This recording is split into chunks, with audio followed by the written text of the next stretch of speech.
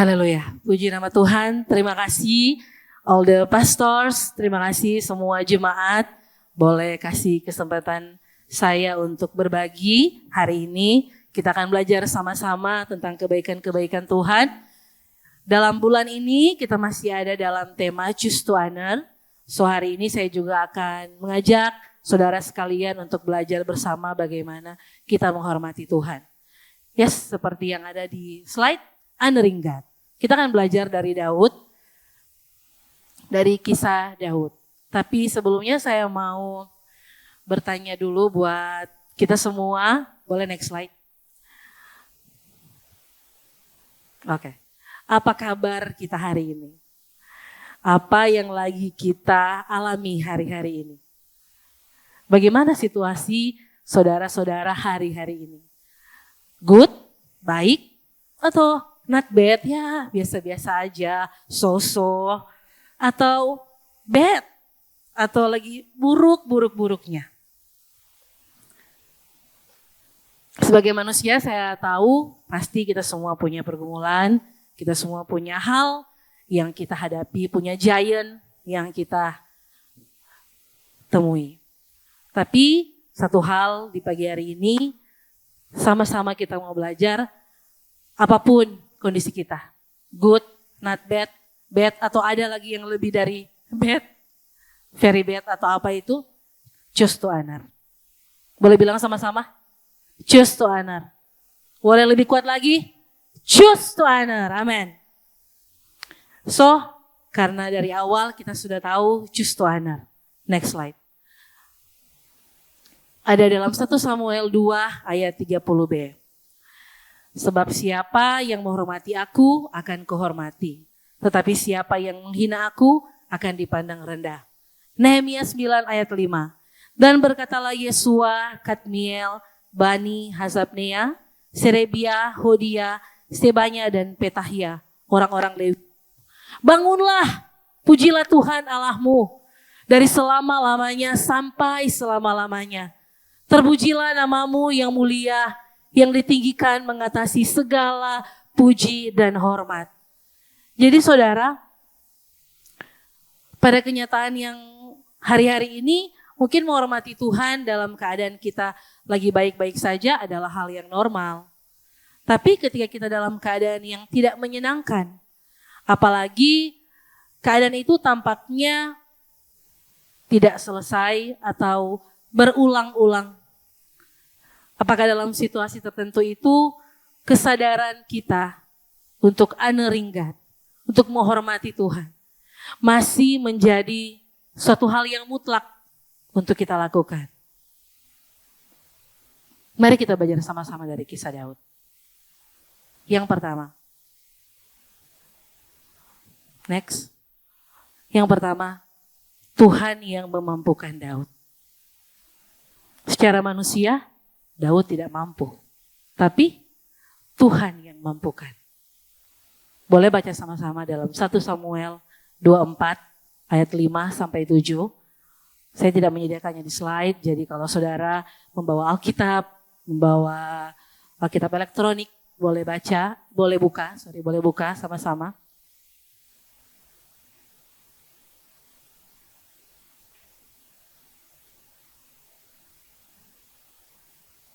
Oke? Iya. 1 Samuel 24 ayat 5 sampai ayat yang ke-7. 1, 2, 3. Lalu 24 ayat 5. Lalu berkatalah, 1, 2, 3. Lalu berkatalah orang-orangnya kepada Daud, telah tiba hari yang dikatakan Tuhan kepadamu. Sesungguhnya aku menyerahkan musuhmu ke dalam tanganmu.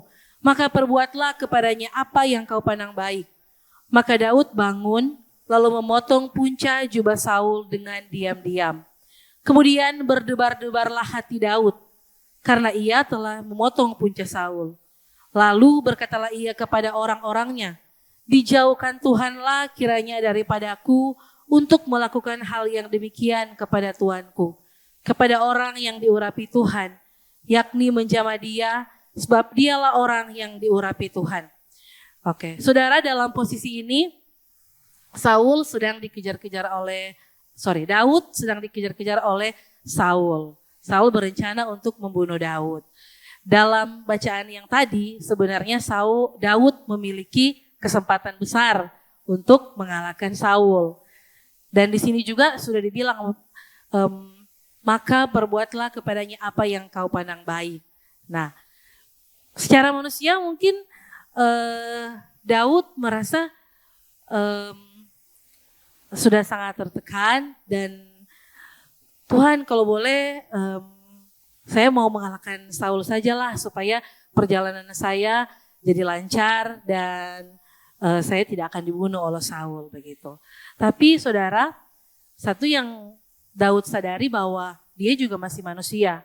Dia juga bisa untuk memakai egonya, memakai dagingnya untuk mengalahkan Saul. Dia sudah memotong punca jubah Saul. Bisa aja waktu itu, waktu roh Tuhan tidak memenuhi Daud, dia bisa saja tidak hanya memotong punca jubah Saul, bisa langsung menerkam Saul misalnya dengan alat dengan pisau atau apanya gitu. Tapi di sini Daud datang kepada Tuhan. Daud bilang, Tuhan jauhkanlah kiranya daripadaku untuk melakukan hal yang demikian kepada Tuhanku. Daud minta Tuhan yang mampukan dia untuk dia tidak melakukan hal yang tidak baik itu kepada Saul. Dalam kondisi yang tampaknya memiliki alasan atau kesempatan untuk kita bisa membalas. Dalam kondisi atau kesempatan yang tampaknya kayaknya fine-fine aja kalau saya melakukan hal ini kepada dia atau dia juga sudah buat salah kepada saya. Tapi apa yang Tuhan inginkan saudara? Tuhan ingin kita datang kepadanya. Tuhan ingin kita berdoa. Tuhan ingin kita dengan kesadaran penuh bahwa yang akan mampukan kita itu Tuhan. Bukan kita. Bukan kemampuan kita secara manusia. Boleh next. Berdoa saudara. Di setiap kondisi yang kita lewati, kita tidak bisa melakukannya dengan kemampuan kita. Termasuk kemampuan kita untuk bisa berbuat baik. Kemampuan kita untuk bisa mengampuni dalam kondisi yang seharusnya, oh saya benar, saya yang dilukai, saya yang disalahkan, gitu kan saudara. Tapi ini saudara, Tuhan ingin kita datang berdoa dengan kesadaran bahwa Tuhan yang mampukan kita mengerjakan perbuatan yang baik. Itu dapat menjadi bentuk penghormatan kita kepada Tuhan. That's honoring God. Selanjutnya, terus lakukan. Apa ini terus lakukan? 1 Samuel 24 ayat 5 sampai 7.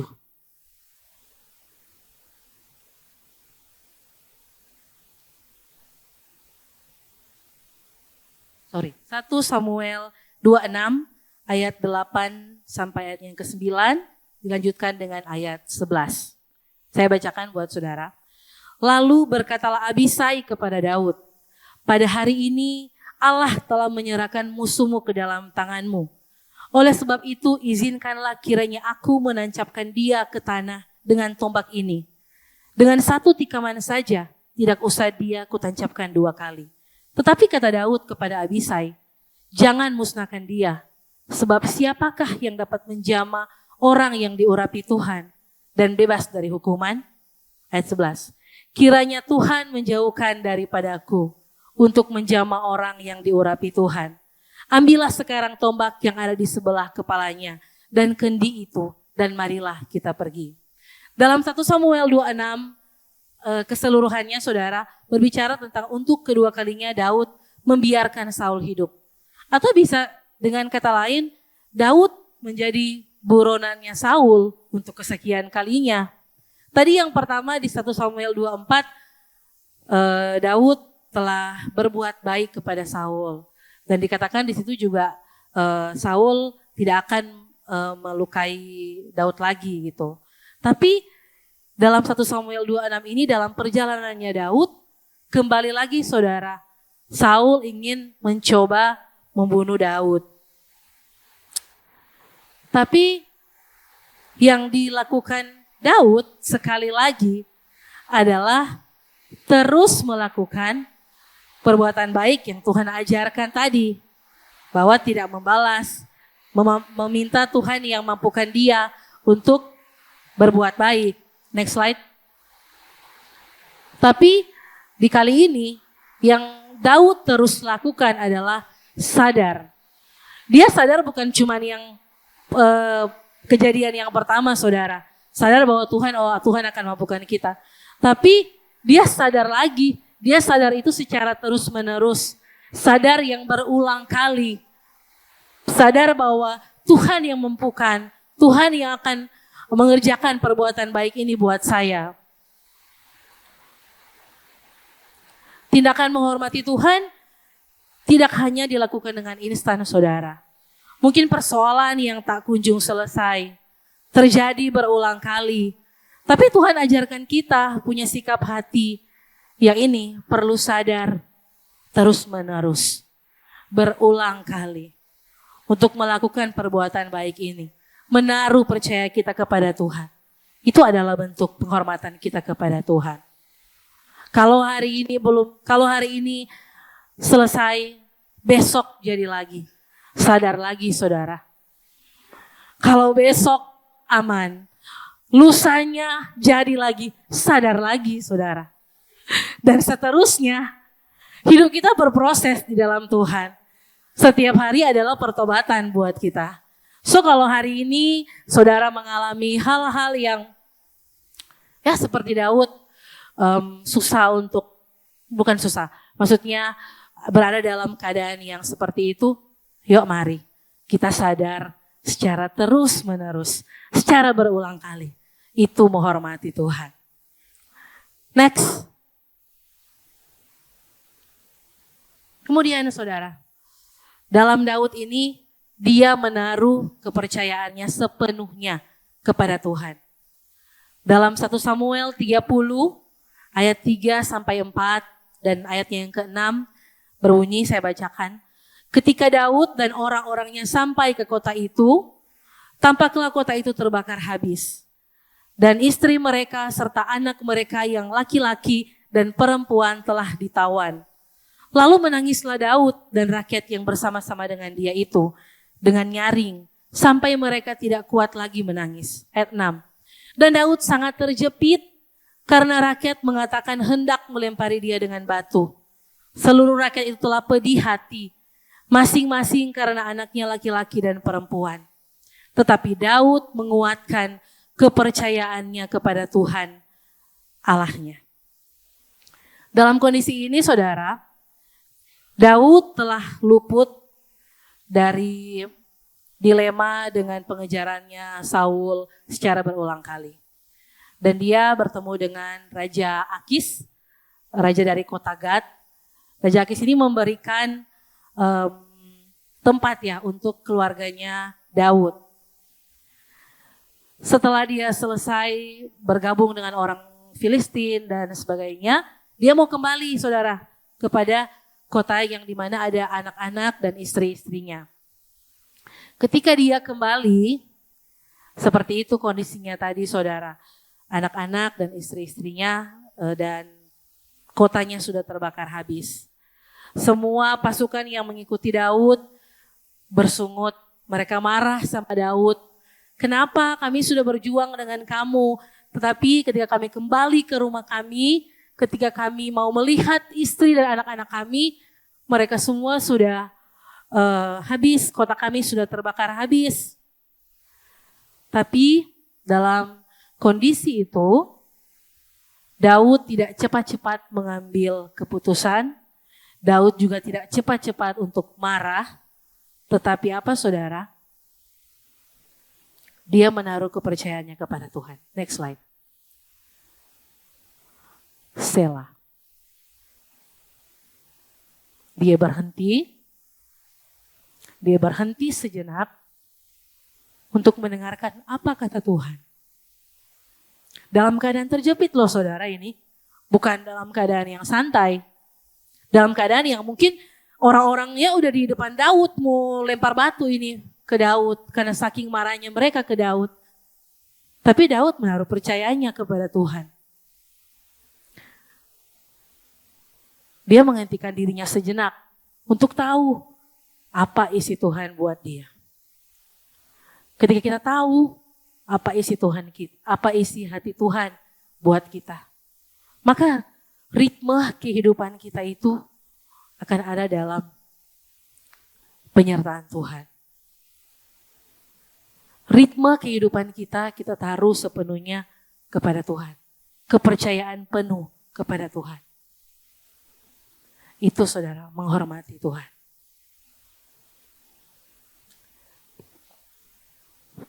Khotbah ini cuma pendek saudara. 3 poin itu yang mau saya sampaikan. Namun yang mau saya sampaikan juga bahwa aneringgat itu, menghormati Tuhan itu bukan hanya kita ketika kita melayani di tempat ini. Ketika kita mungkin melakukan hal-hal yang dalam tanda kutip gerejawi saudara. Tapi dalam setiap lini kehidupan kita, setiap kita di tempat ini memiliki pekerjaan yang berbeda-beda. Memiliki latar belakang yang berbeda-beda. Memiliki juga cerita yang berbeda-beda yang membawa kita sampai hari ini. Yang membentuk kita sampai berkarakter hari ini. Tapi mari kita belajar dari Daud. Apapun itu, apapun yang kita lewati di hari-hari kita, di masa lalu kita. Tapi hari ini kita mau belajar untuk choose to honor, untuk mau menghormati Tuhan. Dengan itu, tahu bahwa Tuhan yang mampukan kita melakukan perbuatan baik. Gak hanya sekali sadarnya, tapi terus menerus, berulang kali sadar bahwa perbuatan baik itu kita terus lakukan. Dan saat semuanya tampak sia-sia saudara dan mengecewakan, disitulah saat untuk berhenti sejenak dan menaruh percaya kita penuh kepada Tuhan. Next. Terakhir saudara ada sebuah quotes dari Awed Tozer. If God give you a few more years, remember, it is not yours. Your time must honor God. Your home must honor God.